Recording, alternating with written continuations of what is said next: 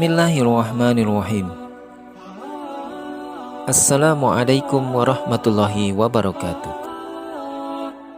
Sahabat beriman, dahulu ada sebuah kisah umat Nabi Musa alaihissalam yang beribadah selama 350 tahun justru masuk neraka. Tetapi setelah ia melakukan ini, maka Allah Subhanahu wa ta'ala memasukkan ia ke dalam surga yang paling tinggi. Bagaimanakah kisahnya? Kita simak ulasannya dalam video ini dan tonton hingga akhir.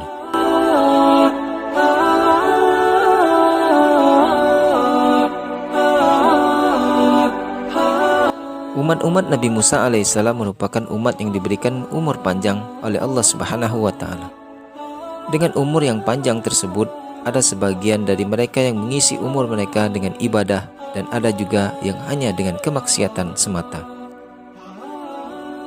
Ada sebuah kisah menarik tentang umat Nabi Musa alaihissalam yang senantiasa beribadah, akan tetapi justru dimasukkan ke dalam nerakanya Allah Subhanahu wa ta'ala. Suatu ketika Nabi Musa alaihissalam berkeinginan untuk melihat keadaan umatnya. Setelah berkeliling di pertengahan jalan, beliau mendapati seseorang yang sedang beribadah kepada Allah Subhanahu wa ta'ala. Kemudian Nabi Musa alaihissalam mendekati dan menyapanya. Karena dia merasa dirinya paling hebat dalam masalah ibadah di antara kaum yang lainnya, maka dia memberanikan diri untuk menyodorkan sebuah pertanyaan kepada Nabi Musa alaihissalam perihal ibadahnya. Wahai Nabi Musa alaihissalam, aku telah beribadah kepada Allah Subhanahu wa ta'ala selama 350 tahun tanpa melakukan perbuatan dosa sedikit pun. Lalu di manakah Allah Subhanahu wa ta'ala akan meletakkanku atau memasukkanku di surganya? Tanyanya. Nabi Musa alaihissalam sangat senang ketika dimintai pertolongan oleh umatnya.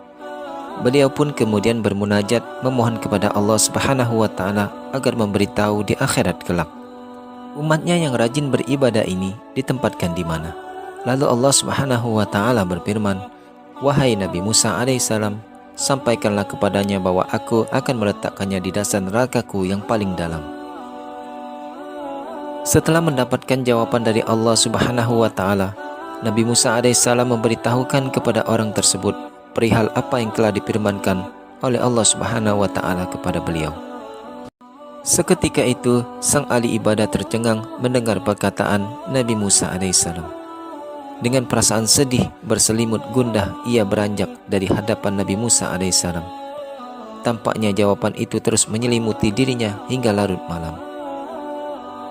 Namun yang menarik perhatian dirinya yaitu bagaimana nasib para saudara-saudaranya, teman dan orang lain yang baru beribadah selama 200 dan 300 tahun.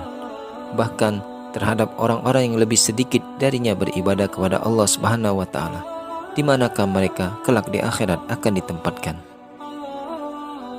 Keesokan harinya, seorang ahli ibadah itu menjumpai Nabi Musa alaihissalam kembali sembari berkata kepada beliau, wahai Musa alaihissalam, aku rela dimasukkan Allah Subhanahu wa ta'ala ke dalam nerakanya yang paling dalam. Akan tetapi aku meminta satu permohonan lagi. Aku mohon agar setelah tubuhku ini dimasukkan ke dalam neraka, maka jadikanlah tubuhku ini sebesar-besarnya, sehingga seluruh pintu neraka tertutup oleh tubuhku ini, agar tidak seorang pun yang akan masuk ke dalamnya. Nabi Musa pun kembali menyampaikan kembali permohonan orang tersebut kepada Allah Subhanahu wa ta'ala. Tak disangka-sangka jawaban Allah Subhanahu wa ta'ala terhadap sang ahli ibadah tersebut berubah. Maka Allah Subhanahu wa ta'ala berfirman, wahai Musa alaihissalam, sampaikanlah kepada umatmu itu bahwa sekarang aku akan menempatkan dia di surgaku yang paling tinggi. Umat Nabi Musa alaihissalam yang membanggakan ibadahnya kepada Allah Subhanahu wa ta'ala dilemparkan oleh Allah Subhanahu wa ta'ala ke nerakanya Allah. Tetapi setelah ia berpikir sesaat untuk saudara-saudaranya dan umat yang akan datang, agar tidak masuk ke nerakanya Allah Subhanahu wa ta'ala, maka seketika itu Allah Subhanahu wa ta'ala merubah takdirnya.